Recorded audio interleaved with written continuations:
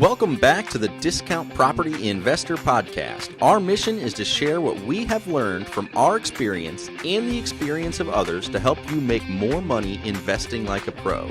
We want to teach you how to create wealth by investing in real estate the Discount Property Investor way. To jumpstart your real estate investing career, visit freewholesalecourse.com, the most complete free course on wholesaling real estate ever. Thanks for tuning in. Good morning. Hey there. How are you, Dave? I'm good, man. Good deal, man. This is the Discount Property Investor Podcast. If it's your first time listening, thank you for joining us. Your host, Mike Slane, joined with co-host David Dodge. You know, which one's the host and which one's the co-host? Are we both just co-hosts? We're hosting together, yeah. We can just both be co-hosts. I'm not trying to jump in front of you. No, not at all, but, man. Hey, one thing I do want to mention to all the listeners is that we have a new website, dpipodcast.com. It's awesome, by the way. Awesome. We're really excited. The old one was okay, but hopefully this one is a little bit more functional. Much more functional. So we had some issues with the search function and like going back. People were like, hey, you always mentioned check out the first couple episodes, and they were hard to find. Right. So hopefully, again, you can go back and search and find things easier. They're all in there. We transcribed everything if you'd like to read it as well. Got a cool toolkit, too. Cool tool. Yeah, whatever. We don't have to. Tongue twister. We don't have to speak on a podcast, right? This is totally. Yeah, no, but check that out. So there's a lot of links in there that are really good for newer investors if you're looking for, where to find somewhere to pull your list. Like we've got links in there. Most of them are going to save you guys money. They give you a discount, and obviously, we'll get a little something from the company as well if we can send you there. But like I said, it's in your best interest because 90% of them you're getting a discount for Absolutely. clicking on the links or using our promo code or whatever it is. So check those out, guys. Hopefully it helps you guys. But like Dave said, yeah, it's a new episode, our new website, and again, we're pretty excited about it. We think it looks pretty good, so check it out. Hell yeah. Today, we wanted to talk a little bit about, and we didn't really want to talk about it. We just kind of feel like we're getting pulled into this, kicking and screaming. The whole the fear that's in the marketplace, and we're going to try to keep it a little bit broader, not necessarily focus on the current pandemic and all that. Just fear in the marketplace and how that affects you and how that affects your business as a wholesaler, right? Mm-hmm. So what's happening right now, obviously people are losing their minds about the coronavirus. And everyone's losing their damn mind. Yeah, and I get it. There is some... So just, this is March 20th. Just want to make this clear because right. might listen to this episode. It's not super timely, and that's why we want to back it out and just talk about fear in the marketplace a little bit more broadly if we can. So yeah, so the current pandemic, it has everyone. A lot of us are sheltered in place, and we're seeing some of our private lenders back off on lending. They just want to make sure that things are calm and cool in a couple weeks or a couple months, whatever it is. So they know that banks are still going to refi. A lot of times what we're doing is buying these properties and then fixing them up and refinancing them, part of our Brrrr strategy.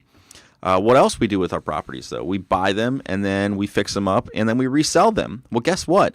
If the banking system goes a little haywire, the end buyers can't get their financing either. So it is a legitimate concern, and I definitely understand why there is some fear in the marketplace.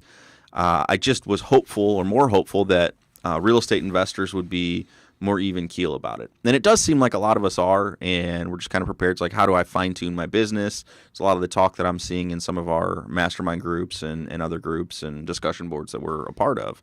So it's just such a crazy time, man. This has never happened in our lifetimes or really even our parents' That's lifetimes. I was just watching something, Netflix, Pandemic. Have you ever watched that? I haven't seen it yet. I've seen the thing, though. I started it, and I kind of lost interest, but now with the current craze, I was like, I'm going to go back and try to rewatch some of that. So I watched it a little bit this morning. It's like, oh, yeah, it's pretty interesting. What they were saying, though, Dave, is it hasn't happened in our lifetime, our parents, or even a lot of our grandparents. 1918 was the last big one? The last big flu that was an issue, and there was a little statistic. It killed more people than World War I and World War II combined. Oh my goodness! Yeah, that is nuts. And that was prior to prior to airline travel. So this is just with like boats and stuff. And it's so like the spread out the airlines. Yeah, and then I don't remember what the population was, but the population was only like 3 or 4 billion, I think, at the time, something like that.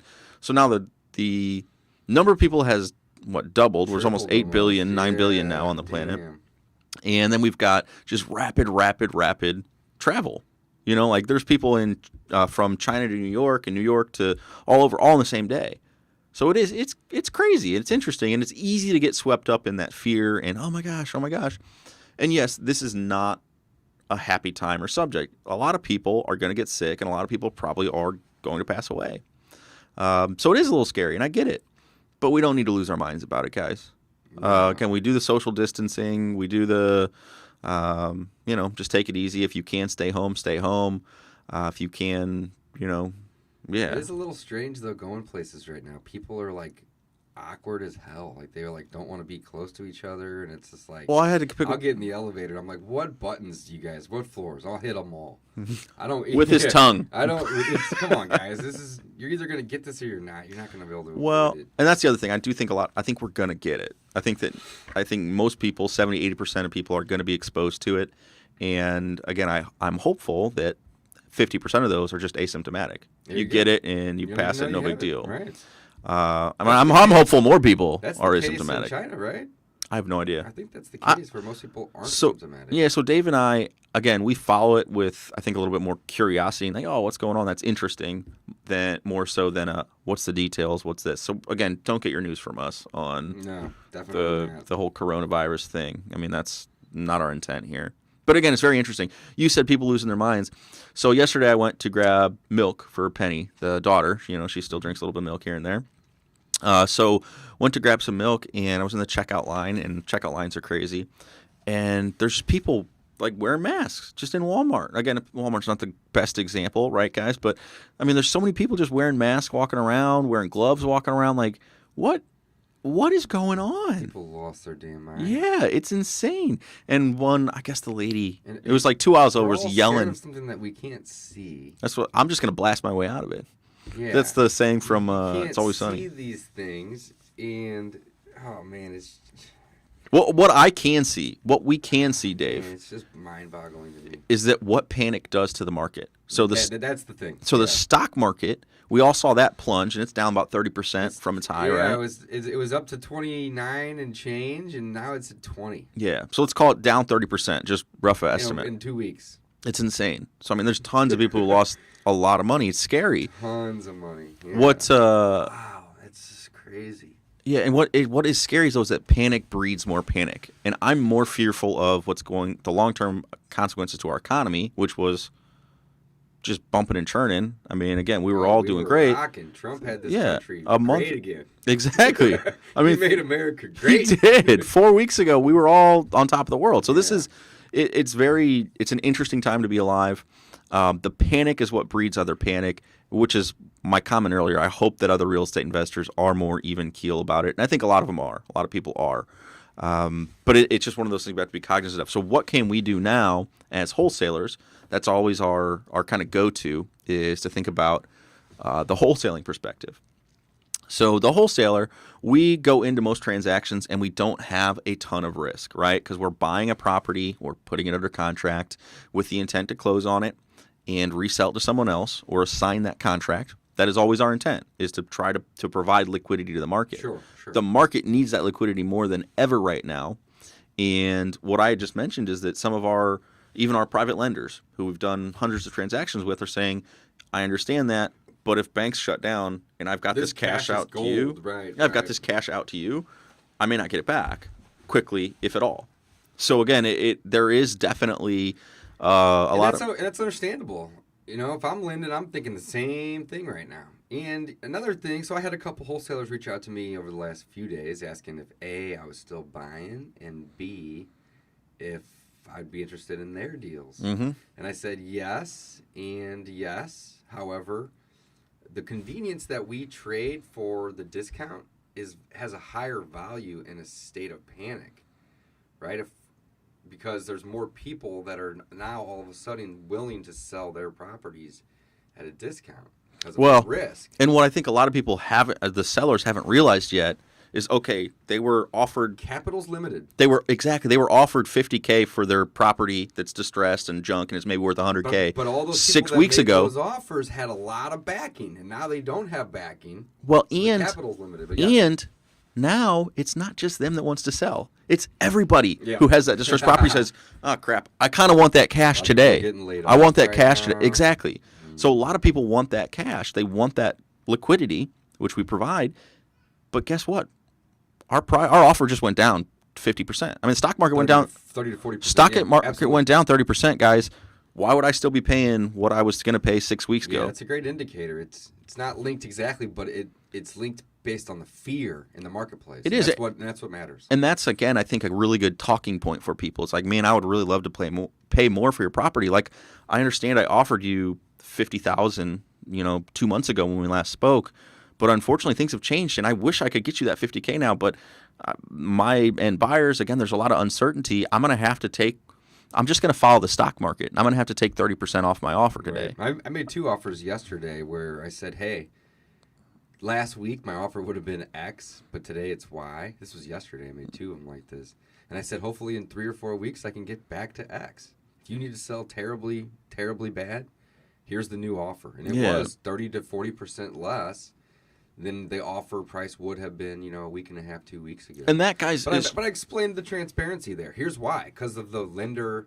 I mean, we essentially have a kink in our supply chain, which is the funding aspect of it. So yeah, it's affecting everybody. Yeah. It is definitely a crazy time, but. Well, and I think we were very fortunate. Over the past few months, we were trying to kind of take an advantage of the high market, and we've been selling off some of our rentals. So we've put ourselves in a position where we're a little bit more liquid, which is nice.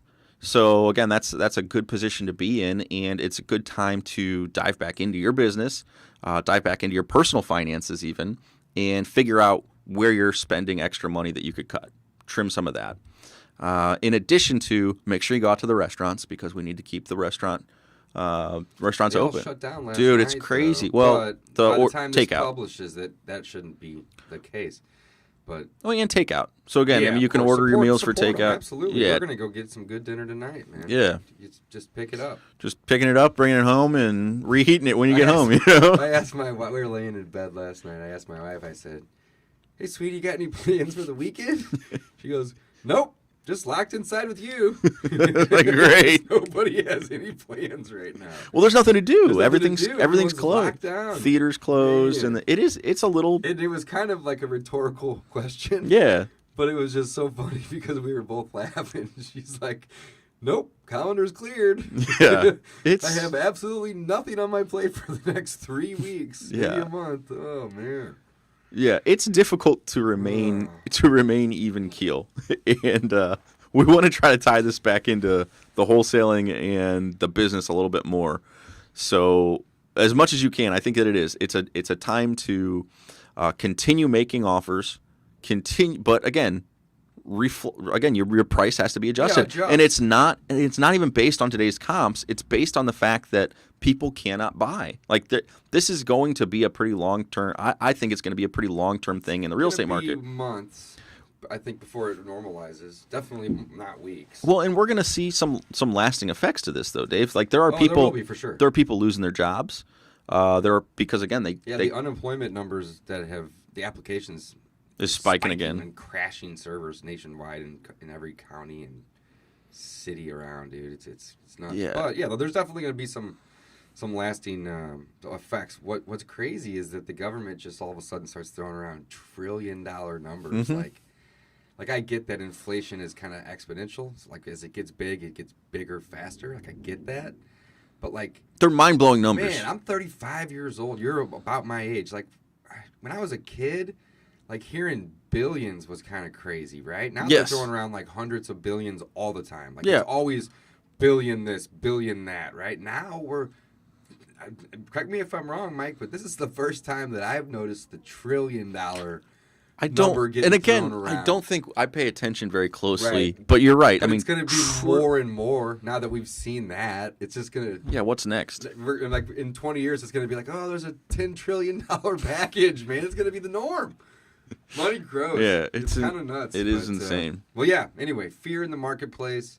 And what to do about it. So we're still making offers, guys. We've just adjusted those offers. We've also not just adjusted the price, we've also adjusted the terms. Yes. And that's even more important in my opinion. So the value of the real estate market hasn't taken a dive necessarily. It's just kind of come to a halt. Like, not much is moving. So there's still transactions happening. Well, a lot of stuff that's in the pipeline, I feel like, is going to get closed out. Is going to, right. But I feel like there's not going to be a ton of new business on the books over the next month to 2 months. Here's where I'm going with this, is that the values, those who are putting values on properties, is kind of unknown. Oh, I'd hate to be an appraiser right now. That's what I'm saying. So it's like, well, because the value that you put on something has a lot to do with the ability for people to get loans and close on those loans. And if the banks aren't lending, is something still worth $500,000 if it was whenever there would easily have 100 people that could qualify? So it just goes to show, like, there's a lot of uncertainty out there. It's just kind of strange. So what we're doing, and this is my point, what we're doing is we're extending our inspection period times or even our closing dates by 1, 2, maybe even 3 months. We're also to kind of pad in some of that uncertainty. Yeah. So if the market does reflect a 10 or 15% decrease, fine. That's okay. We'll reflect that in our new offer price. Yeah, and Dave, and I think it's very important because I know you and I know your business and the way we operate is that we are very, very transparent with people. And any of these things we're putting in there, we're going to mention to the seller and just say, hey, we, because of this, our offer's lower and we need a little bit of a safety net as well. So we're going to have this inspection period. Like, we're very, very candid. Oh, yeah. I mean, I'm so transparent that I sometimes upset people. Mm-hmm. Like yesterday on the phone, you heard me. I think you were sitting in there. I was talking to a guy, and I think we offered like 150 on his property. And he's like, well, there's been some properties that have sold like within the last 1 or 2 years, for 225. And I go, well, that was in the last 1 or 2 years. I'm offering today. And he goes, well, that doesn't make any sense. And I go, have you seen the news? Yeah. Have you been watching what's happening for the last... Are you in quarantine in your house talking to me right now instead of at work? Do you have $150,000 cash ready to just deploy into a property? And I wasn't being rude. That wasn't my intentions. But sometimes you got to be blunt. And then after I said that, he's like, yeah, I guess I have seen the news. Yeah. He's like, that offer doesn't sound so bad after all, but... Yeah, it turns out you probably should sell it right now if you need that liquidity. Yeah. But life will go on. Business will continue. There may be 2020 might not be the best year, especially with this kind of a rocky start. But people have to have housing, and they have to have a roof over their head. Yeah. And so we're in a business that, regardless of what happens, people need shelter from weather, from temperature, from bugs, animals, period. So this business is not going away. Will the values of properties fluctuate? Yes.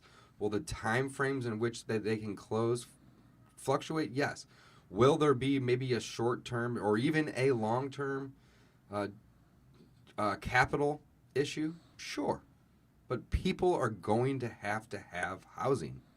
So this business is pretty secure, in my opinion. Also, you can't just print more land. And there's going to be that guy that says, well, look at Dubai. They made the islands. Yeah, and they spent trillions of dollars doing it, right? You can't just make more land. It is so incredibly finite. Whereas stocks and bonds, and especially cash, can just be created, copied and pasted. You can't do that with land. So no matter how crazy things get, that is still an asset that is finite. Even gold can be dug up, and more can be added into the supply. Not with land. Yeah, especially in desirable areas around, like good schools. So in good school districts, around metropolitan areas, so around big cities where people want to live. Absolutely. It's very, very, there's only so much. There's only so much. So yeah, it's very, very good. The other thing, what was I thinking about? You had hit on the fear in the market and the prices. So the neat thing about real estate, in my opinion, again, is that we're more of a trailing indicator. At least here in the Midwest, we're very, very slow to respond significantly in big price fluctuations. So we're going to have big swings in prices, right? But because we're in the Midwest, we're a little bit slower to react to that. So we had talked about the the stuff that's currently in the pipeline for most mortgage companies is probably going to close. Like there's a pretty good chance they're going to keep funding that. And I believe there's a little pressure from Uncle Sam for banks to keep lending. So that's a good thing. So most of that stuff's going to close out. What it might mean is, and this is my guess, is that come this spring and summer and in the foreseeable future, our housing starts. So new housing starts are going to slow. And that's one of the big... What do you mean, like the new construction? New construction. Okay. So new housing starts. I think that industry will be hit harder than what we're doing, which is buying and selling existing properties. And I'm not trying to be pessimistic or negative, or I don't even know the term. No, you have to be realistic about it. But let's be realistic. If we lose 2% of the population, 1% of the population, I mean, I'm talking small numbers here, right? That frees up a ton of houses too. So there's going to be a lot of empty places. It's going to be, very potentially. It's going to drop the price down a little bit. Maybe not a ton, but it's going to be more appealing to probably buy something. Well, especially than build something. So let's think this through. Especially in some people are going to want to build no matter what. That's never going to end. I don't get that desire as much as a lot of people. I get it, but some people are going to want to build. I know. I don't get it. No matter what. I don't understand why you want to build. So that's not going to stop. But I totally agree with you. When you have an inventory supply that's high.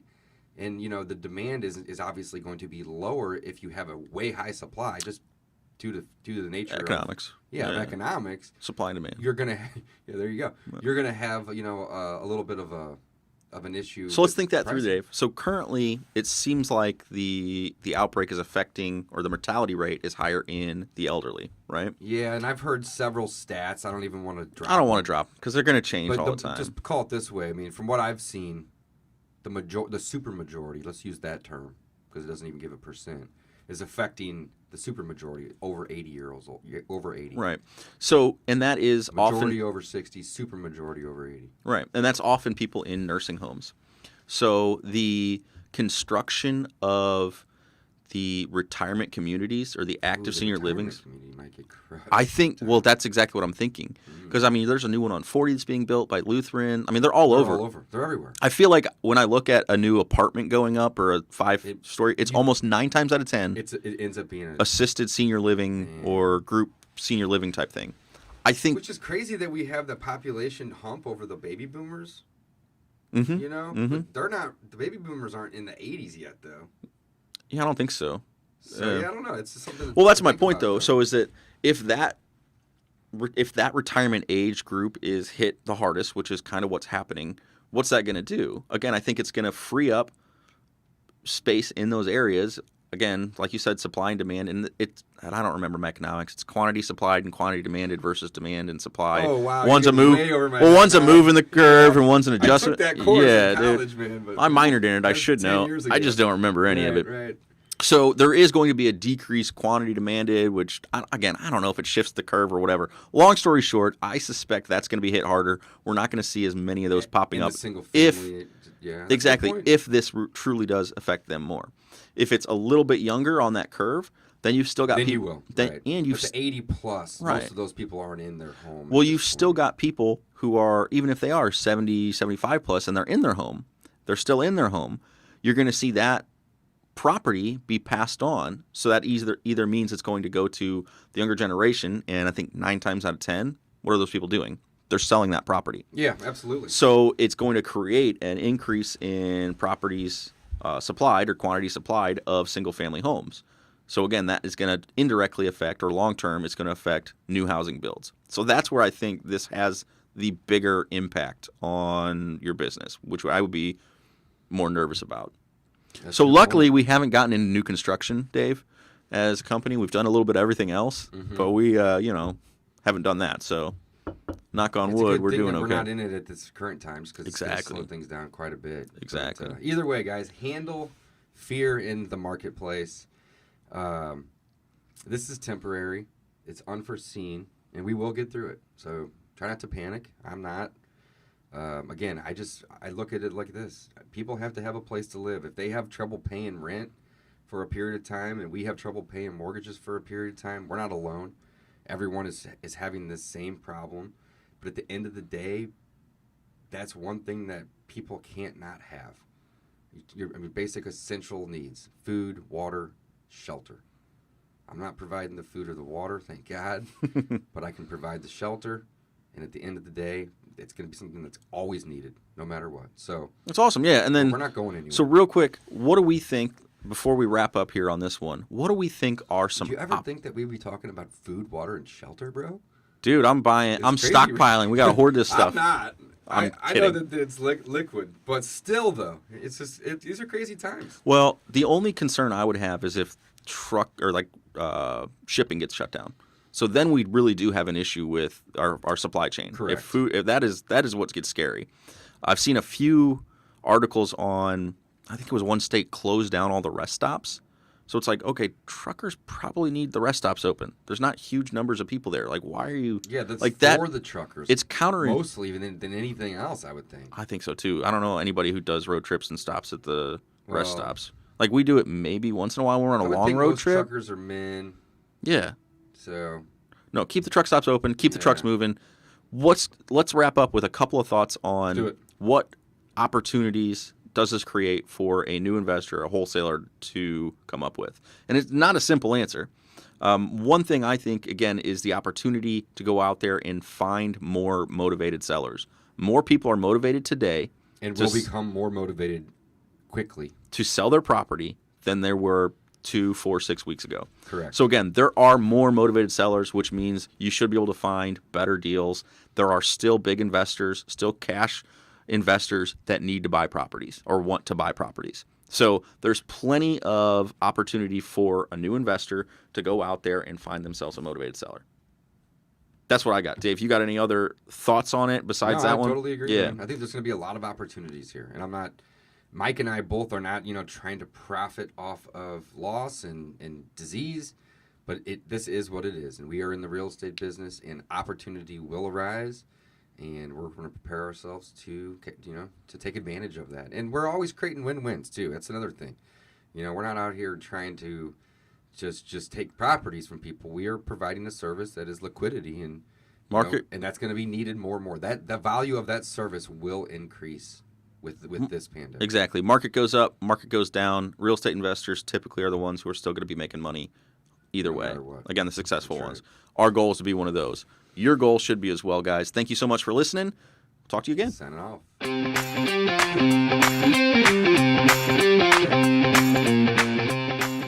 Thanks for listening to the Discount Property Investor Podcast. If you enjoyed this episode, please like, share, and subscribe to help us reach a wider audience. To jumpstart your real estate investing career, please visit freewholesalecourse.com, the most complete free course on wholesaling real estate ever. We would also appreciate it if you left us a review on iTunes or Stitcher. Thank you in advance for your support, and remember, you make your money when you buy, and you get paid when you sell. Now let's go build some wealth.